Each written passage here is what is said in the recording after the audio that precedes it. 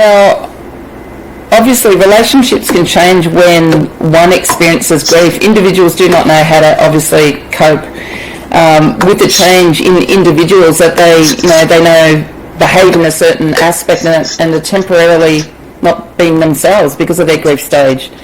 And I guess a lot of people don't know what they should do. And some people don't know how to count, who they can count on to help them through their grief either. This is so true, Katrina, because people are terribly awkward in the face of grief. That's because we don't talk openly about it nor teach the subject. Grief healing and resilience training should actually be a mandatory part of school curriculum. In our days, we had moral science classes and many such difficult life experiences could be openly discussed. We had death rite rituals that allowed and encouraged family and friends to participate in the grieving process for a whole year after someone died. And it was accepted as normal in those days. People would honor that one whole year of mourning. But today, all of those community symbols and rituals are fast fading because we are in a rat race to get on with life. This is really what we should be ashamed of and not the grief that we feel.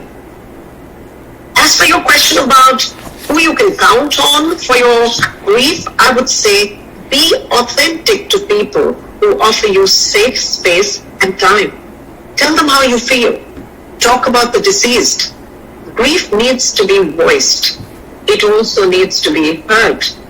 And it's only through the communion of these two aspects, speaking and listening, can grief be eaten or processed. For those who don't understand your grief, gently tell them that you're still in mourning and are learning to accept the void.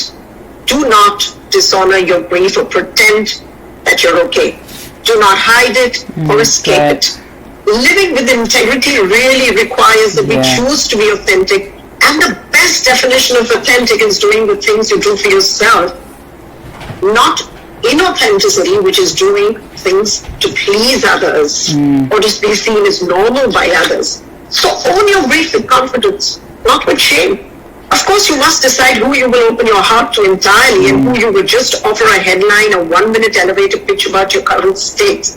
And through all of the work that I've done with grieving people, I am informed that grief needs 3 types of support.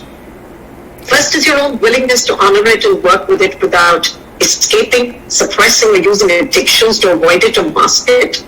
The second is engaging with another person, such as a close friend, partner, relative, who will offer you that safe space where you can vent about your pain or reminisce freely about the deceased. And lastly, you need a village or a community where space is held by community members. This aids the transformation of your grief. It also gives you the opportunity to feel a new sense of connection. And it provides you a soft landing to recommence socializing in a shared context where other people are also grieving. And this is exactly the reason why I set up the grief circles about 2 years ago, so that people could find a safe space to express their grief in.